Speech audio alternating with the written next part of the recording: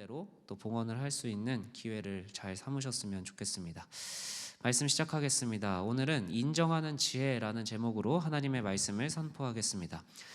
제가 한동안 유튜브에 꽂힌 의사 선생님이 계십니다. 요새도 이분 거를 정말 많이 찾아보는데 그 존스 홉킨스의 소아정신과 교수의 진아영이라는 의사 선생님이십니다. 근데 이분이 한국 사회를 점검을 하는데 어떻게 진단을 하시냐? 한국 사회의 제일 무서운 부분은 실수나 실패를 무조건 부정적인 것으로 해석하고 간주한다라는 겁니다. 그래서 사람들이 전체적인 분위기가 어떠냐? 어떻게든 실수나 실패를 하지 않으려는 분위기 속에서 사람들이 점점 경직되고 긴장되고 새로운 도전을 하지 못하게 되는 사회라는 거죠. 그래서 실제로 완벽한 삶은 존재하지 않는데 이 한국 사람들은 자꾸 완벽을 추구하면서 살다가 아무것도 안 될 수밖에 없다라고 지적을 합니다. 오히려 실수와 실패는 당연한 거라고, 실수와 실패를 통해서 배우고 성장할 수 있게 도와줘야 된다라고 이야기를 해주더라고요. 근데 정말 이 이야기를 듣고 한국 사회를 살펴보니까 한국 사회에서는 자기의 실패나 실수를 인정하는 것 자체가 그 사람이 덤텅이를 쓰기가 너무 좋은 구조더라고요. 그래서 여러분들이 가끔 인터넷으로 아니면 TV로 청문회를 보시면 아마 가장 많이 나오는 말은 아마도 이런 말일 겁니다. 모르겠습니다. 아닙니다. 라는 말이겠죠. 그리고 여러분들이 속한 조직에서도 실수를 인정하기보다는 남 탓을 하는 분위기가 팽배한 것도 많이 경험했을 거라고 생각을 해요. 실수를 인정하고 사과하고 또 그 사과를 인정해주고 받아주는 분위기가 있다면 그 사회는 훨씬 더 나은 사회, 마음이 편한 사회가 될 텐데 여전히 인정하는 것보다는 실패와 실수를 가리고 숨기는 게 더 이득이라고 생각하는 경우가 참 많습니다. 이게 머리로는 그래 인정할 수 있지라고 생각을 해도 실제로 인정하기란 매우 어렵다라고 생각을 합니다. 그래서 오늘 하나님의 말씀 앞에서 우리가 숨기기보다는 인정하는 유익과 지혜를 배우고 인정해서 여러분들이 하나님 안에서 더 나은 삶을 선물 받기를 주님의 이름으로 축복합니다. 한번 먼저 따라해 봅시다. 회피하는 인생.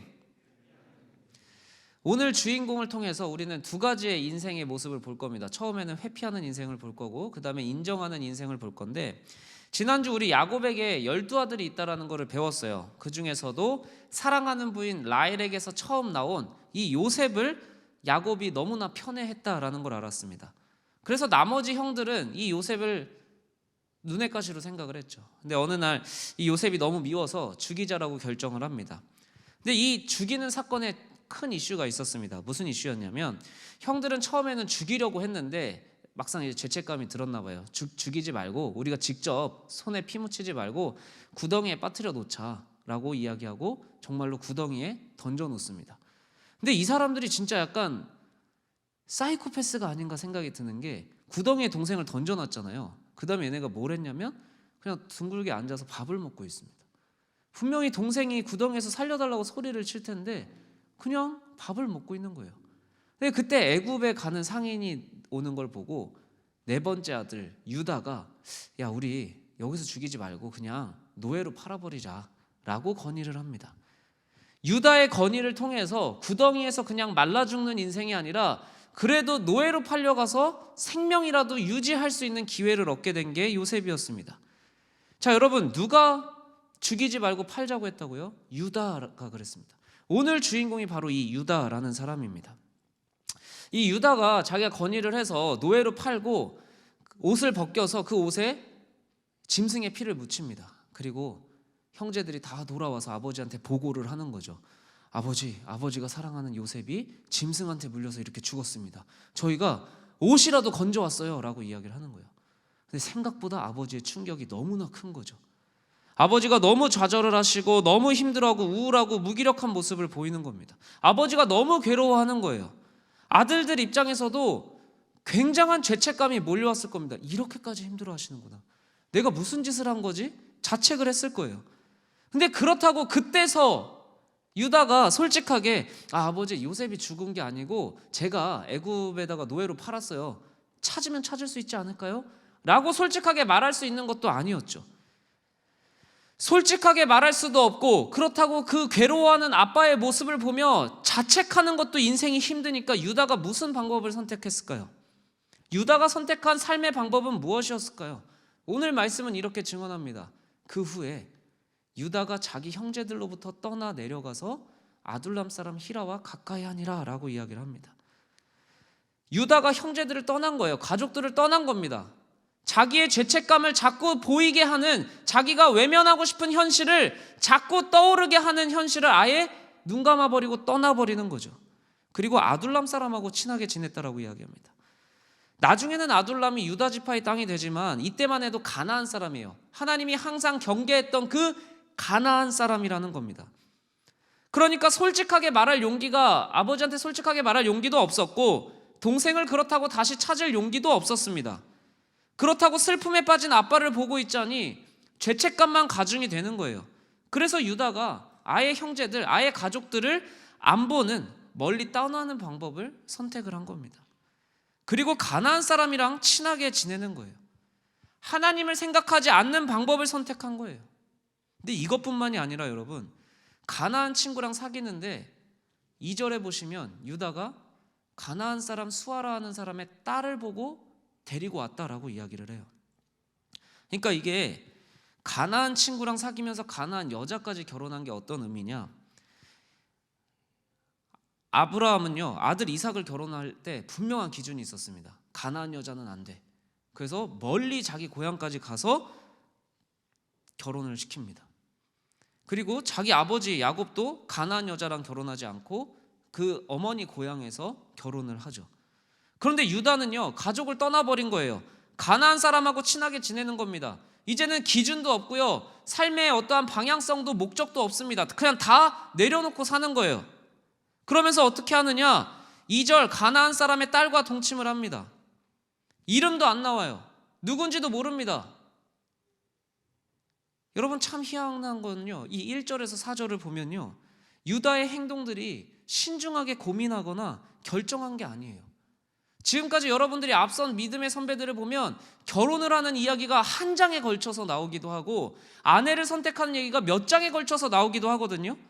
그런데 유다는 단 4줄 안에 임신과 출산이 다 기록되어 있는 겁니다. 감정에 내키는 대로 행동하는 것처럼 보이는 거예요.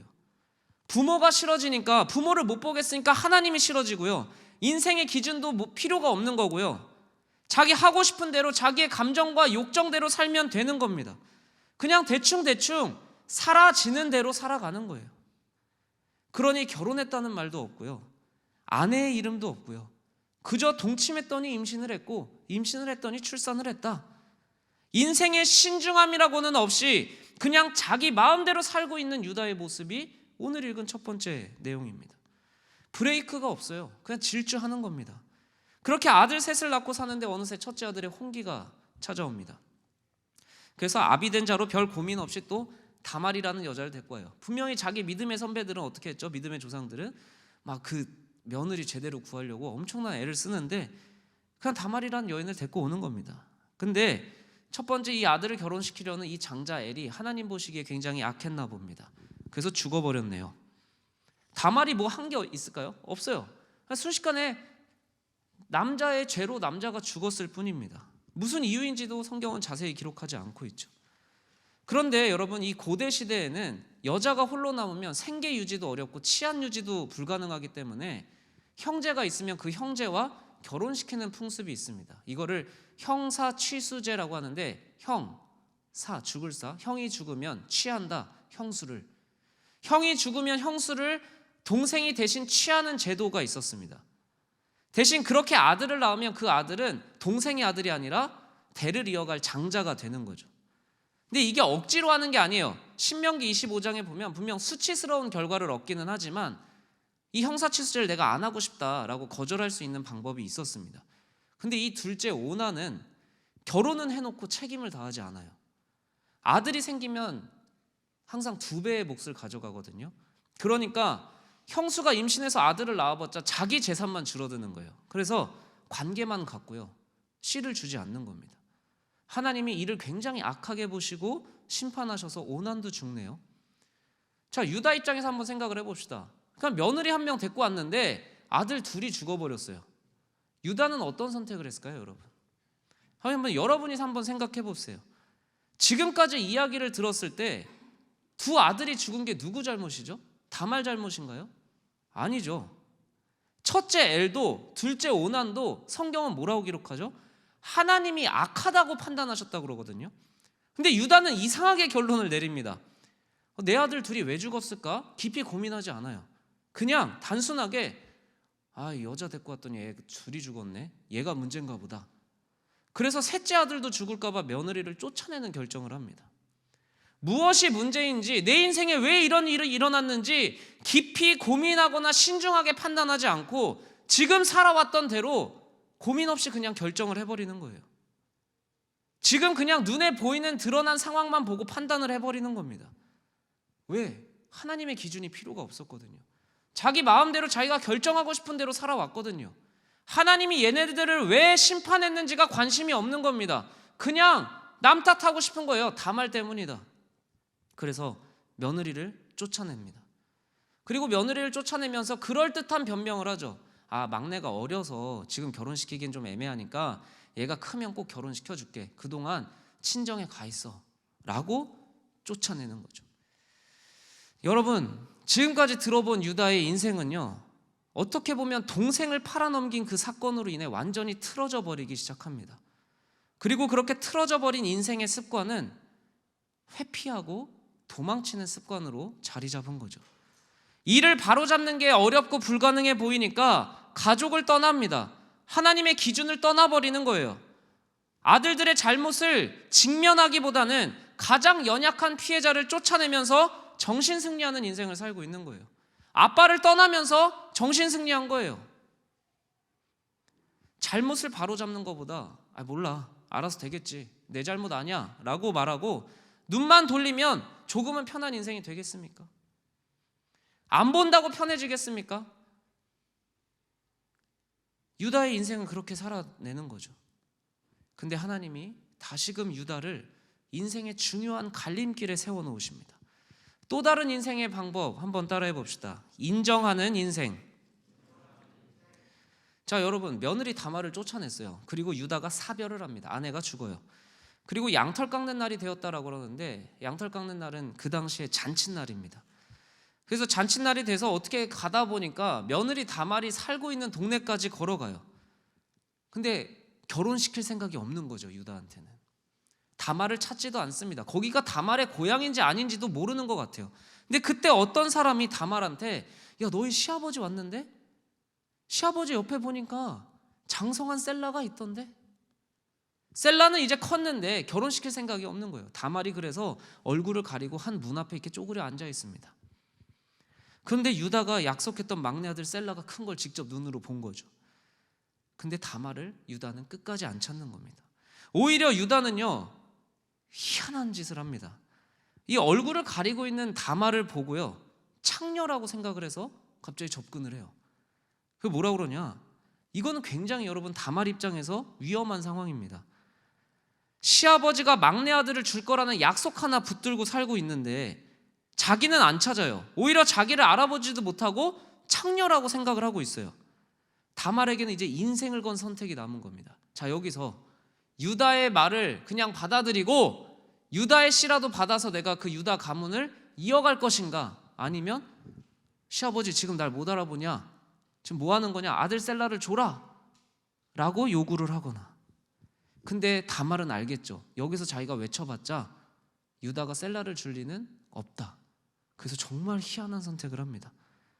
자기가 창녀가 되기를 결정을 하는 거죠. 다말은 말도 안 되는 선택을 한 겁니다. 오히려 유다한테 담보물을 요구하고 같이 동침을 합니다.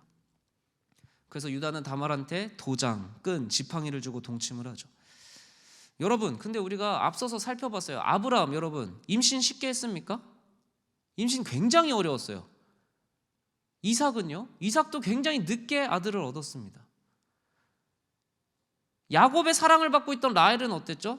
다른 아내 3명이 10명의 아들을 낳는 동안 1명도 못 낳고 있었어요.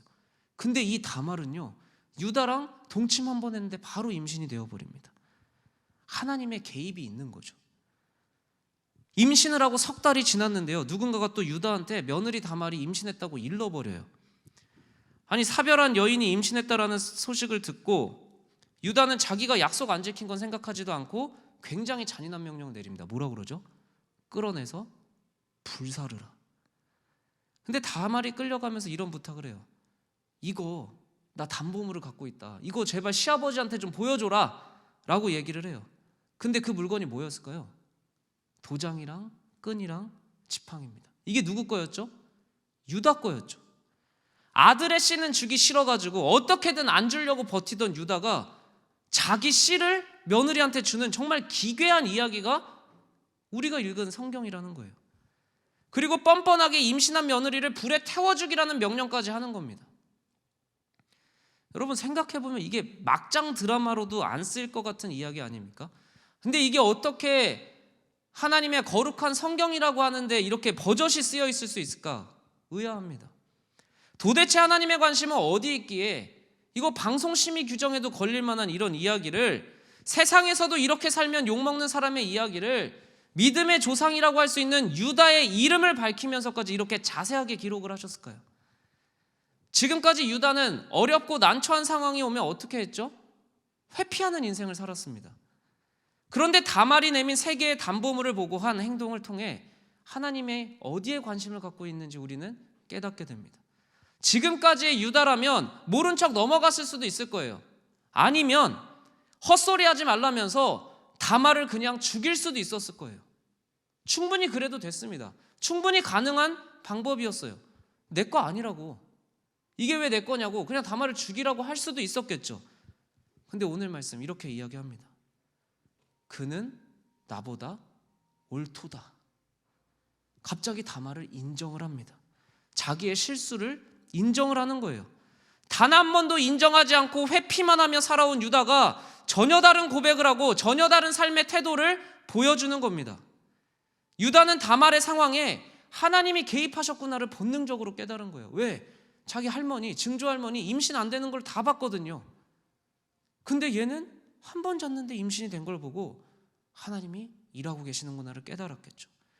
약속을 믿고 그 약속을 이루려고 목숨까지 건 다말의 결단을 보고 자기는 어떻게 살아왔죠? 아무 이유도 없이, 아무 목적도 없이, 아무 기준도 없이 살아온 자기의 삶이 얼마나 부끄러운지를 깨닫게 되는 겁니다. 그리고 인정하는 거예요. 기준 없이 살아온 나보다, 아무 방향성 없이, 아무 생각 없이 살아온 나보다 네가 더 옳게 살고 있구나. 자기의 연약함과 부족함을 깨닫고 유다는 인정을 합니다. 그리고 다말을 인정을 해주는 거예요. 네가 나보다 옳다.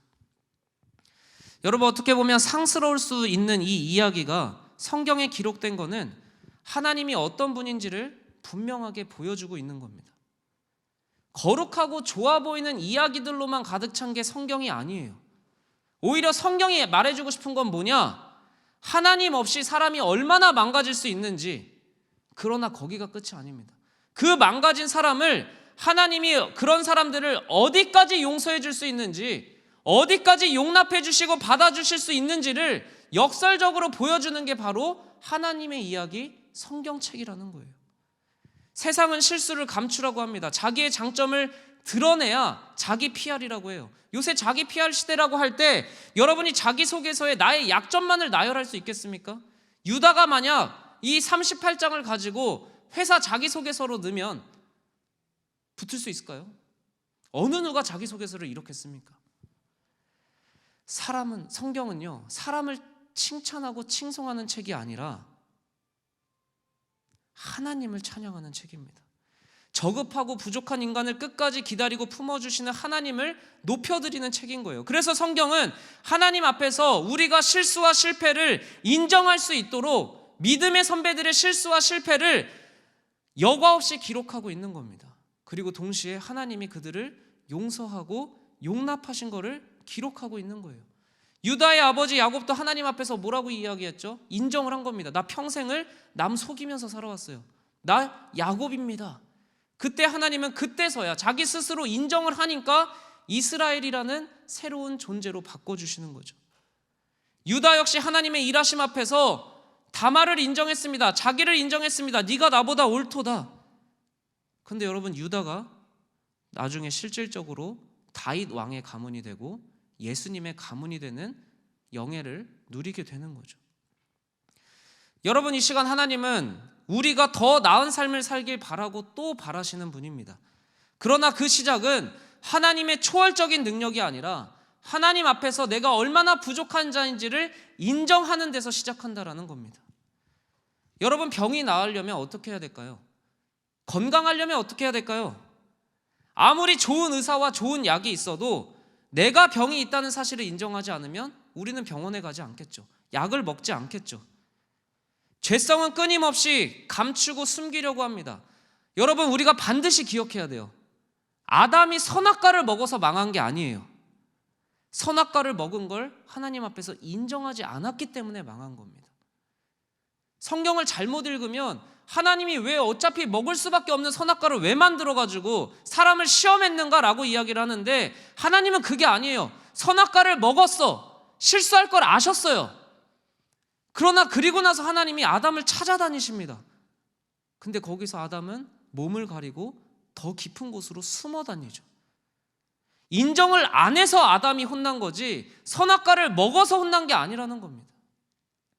선악과를 먹었으면, 하나님 내가 잘못했습니다 인정했으면 인류의 역사는 바뀌었을 거예요. 하나님이 찾으시는 걸 알고 숨고 자기의 몸을 가렸던 아담, 자기의 잘못을 인정하지 않고 아내 탓을 합니다. 그러나 하나님은 인정하길 원하시는 분이에요. 성경이 유다의 죄를 이렇게 낱낱이 기록한 게 오히려 우리에게는 큰 위로가 되지 않겠습니까? 실수와 실패가 우리의 끝을 말하는 게 아니라는 겁니다. 실수해서 끝나는 것도 아니고 실패해서 망하는 인생이 아니라, 실수를 인정하고 실패를 하나님 앞에서 인정할 때 그 자리에서 하나님이 대신 일하기 시작하신다라는 겁니다. 성경을 통해서 우리는 하나님이 어떤 분인지를 알고 깨달아야 되는 거예요. 그리고 그 하나님을 믿고 내 삶을 맡겨야 되는 겁니다. 여러분, 착각하면 안 돼요. 하나님은 우리에게 완벽한 인생을 요구하시지 않습니다. 오히려 우리의 실수와 실패를 하나님 앞에서 인정할 수 있는 인생을 요구하시는 거예요. 실수를 안 하려고 하다가 실수에 좌절하지 말라는 겁니다. 실수 충분히 할 수 있으니까, 실패할 수 있으니까, 실수와 실패를 안 하는 인생은 없으니까 실수와 실패를 하거든 내 앞에서 인정하라고 말씀을 하시는 거예요. 그래서 하나님은 성경을 통해 이렇게 말씀을 하시는 거예요. 내가 사랑하고 선택한 모든 믿음의 선배들은 전부 다 실패해봤고, 전부 다 실수해봤고, 전부 다 망할 뻔했는데 그들이 자기 스스로를 내 앞에서 인정할 때 나는 그 자리에서 그들을 품었고 용서했고 사랑했던 것처럼 우리도 똑같이 용서하고 사랑하고 품어주시고 책임져 주겠다고 말씀을 하시는 겁니다. 여러분은 어떤 삶을 목표로 삼고 있습니까? 하나님 앞에서 완벽한 인생입니까? 아닙니다. 성경은 우리에게 완벽한 인생을 살라고 하지 않고 실수하고 실패하거든 하나님 앞에서 또 인정하고 거기서 하나님이 일하시는 것을 경험하라고 이야기하십니다. 이 시간 우리가 함께 찬양하며 결단하면 좋겠습니다. 오늘 우리가 함께 부를 찬양은 삶의 예배라는 찬양입니다. 여러분, 우리가 2022년 예배로 회복하자라는 주제로 가고 있습니다. 우리가 회복되어야 되는 자리는 예배의 자리입니다. 그런데 이 예배의 자리는 주일 1시 10분 연동교회 본당에서만 드리는 게 예배의 자리의 전부가 아니라 매일매일 마음으로 드리는 예배가 여러분을 온전케 하고 회복하게 한다라는 겁니다. 그 마음으로 드리는 예배는 무엇이냐? 나의 실수, 나의 실패를 하나님 앞에서 인정하는 것, 그것이 진짜 예배라는 거죠. 하나님은 오늘 말씀을 통해 우리에게 회복의 비밀이 인정에 있다라고 말씀을 하십니다. 매일 주님 뜻을 바라보며 예배하며 인정하게 해달라고, 그래서 회복하게 해달라고 이 시간 찬양하며 함께 나아가겠습니다.